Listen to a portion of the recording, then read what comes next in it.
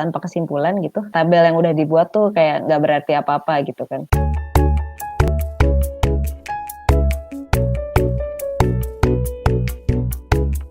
Halo, ketemu lagi di video pembahasan tugas untuk course Product Management di Logim Academy Batch 3. Di video kali ini kamu menonton pembahasan untuk tugas chapter 3, yaitu Analisis Kompetitor. Pada video kali ini kamu akan dipandu oleh aku, M, Program Manager untuk Logim Academy, bersama mentor kita untuk course Product Management, yaitu Hai, aku Talita. Jadi di tugas chapter 3 ini, peserta diminta untuk bikin tabel fitur. Jadi di situ kamu ngebandingin game-game yang menjadi kompetitormu dan fiturnya apa aja, terus dilihat dari situ, dan nanti dari sini dibikin analisisnya. Insight apa yang bisa kamu dapetin dari sini, kurang lebih kayak gitu. Kita langsung masuk ke pembahasan si tugasnya. Jadi Friansyah Alan Saputra. Friansyah ini dia membandingkan game Endless Running Game. Di sini Friansyah membahas 4 game, yaitu Slash and Girl, Endless Run, Temple Run, Subway Surfer, dan Sonic Dash. Bandingin size itu penting karena bisa ngelihat, oh ternyata di market segini acceptable size dari application-nya segimana sih, sehingga kita bisa nge-strategize kita mau di position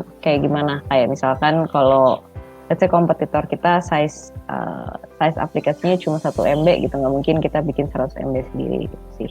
Karakter model oke, ya, ini bisa membantu ngelihat kayak kecocokan sama tema keseluruhannya tuh gimana.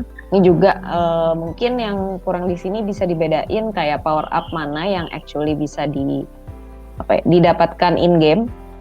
Misalkan kalau kita ngelihat kita lagi jalan di suatu level, terus tiba-tiba ada power up yang bisa kita lihat ada gitu, terus kita ambil dapat power up, sama power up yang bisa dibeli misalkan melalui in-app purchases. Mungkin kalau dilihat yang Sonic Dash dia ada ya, terus sedangkan yang lainnya maksudnya kayak belum dijelasin apakah ini power up-nya didapetin in-game atau harus dibeli gitu. Overall hal-hal yang di-compare udah cukup oke ya. Nah, tapi yang ada beberapa yang belum dimasukin. Contohnya tadi power up-nya apakah itu salah satu strategi monetisasinya, yaitu bisa dibeli, atau power up semua bisa didapatkan in-game.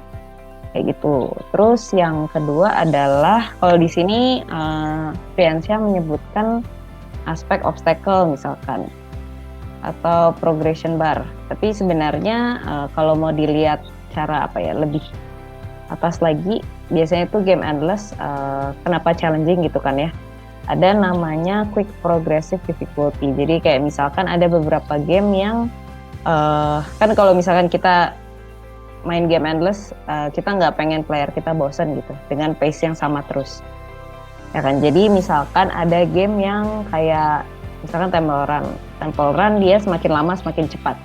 Jadi di awal dia playernya masuk, dia pelan, terus semakin berjalannya waktu itu semakin kencang pula si pace pemain kita gitu. Terus misalkan bisa jadi contoh lainnya adalah obstacle muncul makin cepat kayak gitu. Contohnya ada game namanya Doodle Jump. Jadi gamenya tuh dia harus naik terus.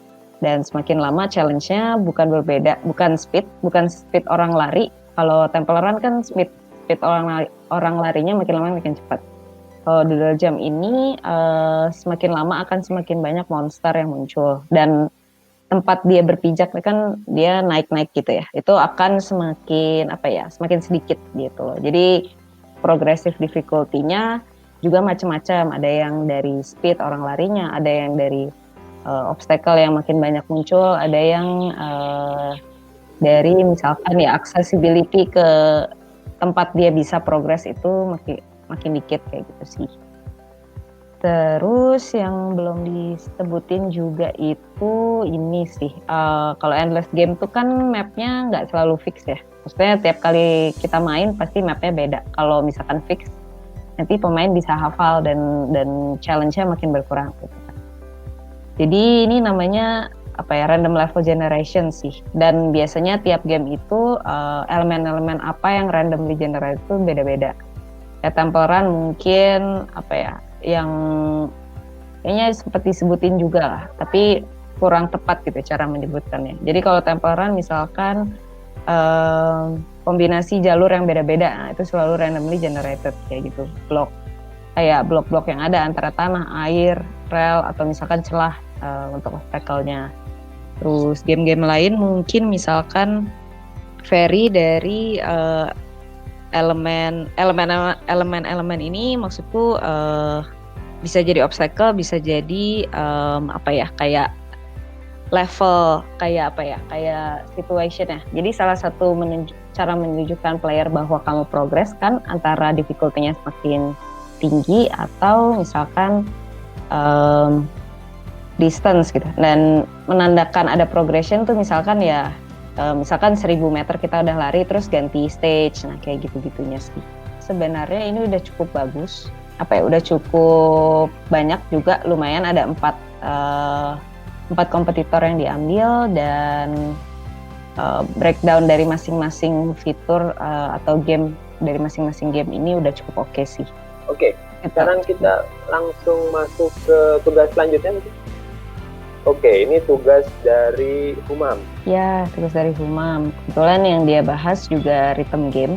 Sebenarnya poin-poin disebutkan juga sangat bagus sih.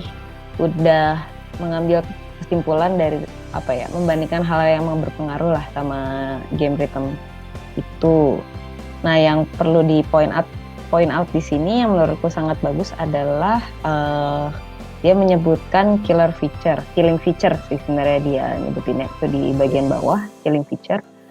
Jadi killing feature ini semacam unique selling point atau competitive advantage dari game tersebut. Nah, ini salah satu-satunya kayaknya sejauh ini ya, satu-satunya student yang menyebutkan hal ini yang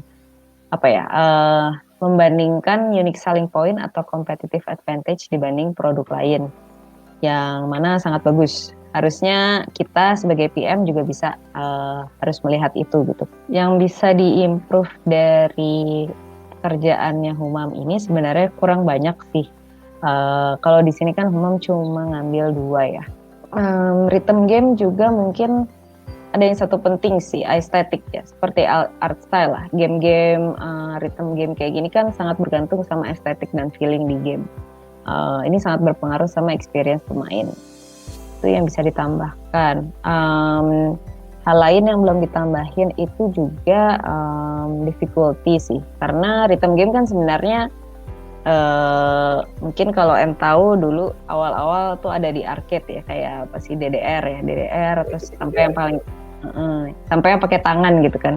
Kalau pakai medium seperti itu kan sangat terbatas ya, difficulty-nya juga naik secara eksponensial dibanding misalkan game rhythm di mobile.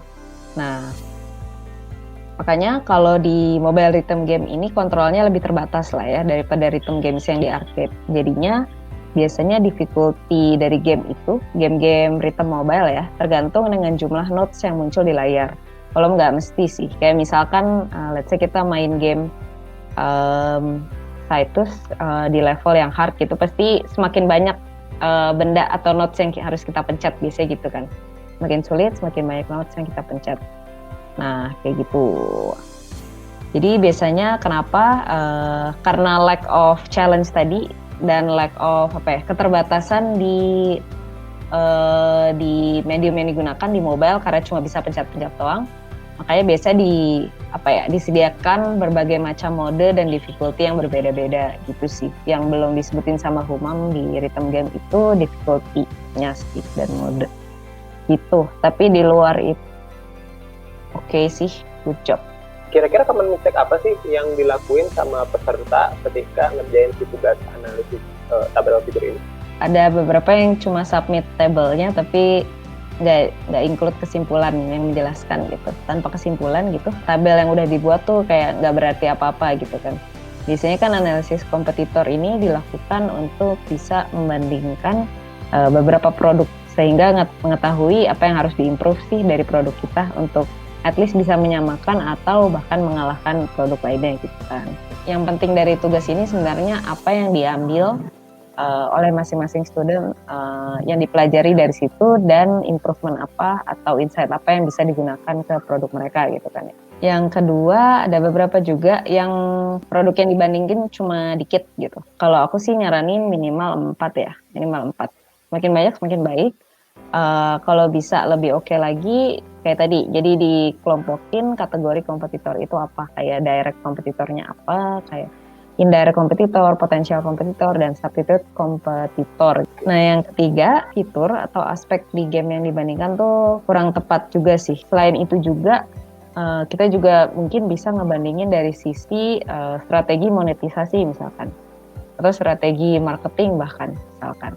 Karena sebagai seorang PM kan kita juga harus ngelihat faktor-faktor itu kan. Kalau kayak gitu ada beberapa yang pengen ditanyain sih. Apa sih tips supaya bisa nentuin suatu produk itu memang adalah kompetitor kita? Di proses kita mau bikin game pasti ada satu proses yang nggak boleh di skip, di mana kita ngelihat market kan.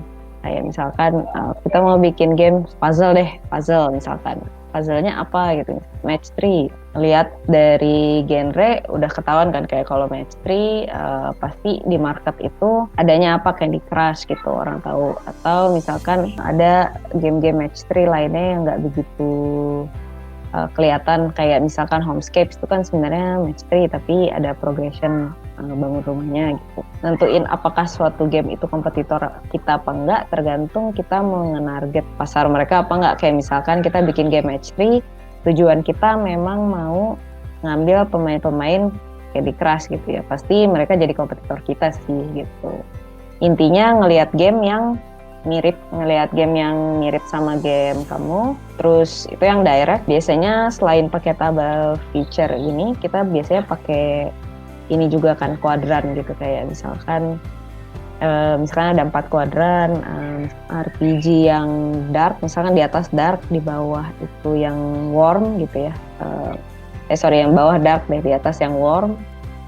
Terus kanan kiri itu ngebahasnya art style ya. Kanan kiri itu yang kiri lebih ke realistik, yang kanan misalkan anime gitu. At least kita bisa nge-fulfill tiap kuadran ini kayak 2, lebih dari 1 lah. Itu lebih bagus sih. Kalau misalkan cuma 1, soalnya kita nggak bisa ngelihat kayak ternyata produk yang ngambil direction ini, misalkan yang dark dan semi realistik ini udah banyak gitu loh. Kita nggak bisa nge-visualize kalau misalkan cuma sedikit. Tapi kalau misalkan kita ngambil contohnya banyak, kita bisa nge-visualize di mana ternyata di market RPG ini yang ngambil direction artnya kuadran kanan atas gitu yang warm dan anime style tuh sebenarnya relatif dikit loh. Nah, itu bisa jadi guidance kita untuk nentuin kalau ini kalau gitu kita coba aja dengan direction seperti ini. Itu sih. Itu tadi pembahasan tugas untuk tugas chapter 3, yaitu analisis tabel fitur. Sekali lagi terima kasih untuk kamu yang udah sampai tugasnya, dan buat kamu yang ada pertanyaan tentang materi maupun tentang product management, bisa langsung tanyain di sosial komen yang bisa kamu temuin di kolom kanan ketika kamu mengakses Logame Academy menggunakan PC atau laptop. Sampai di sini dulu di video pembahasan tugas untuk course product management di Logame Academy batch 3. Aku M bersama Talita. Sampai ketemu lagi di video pembahasan tugas berikutnya. Dadah. Dadah.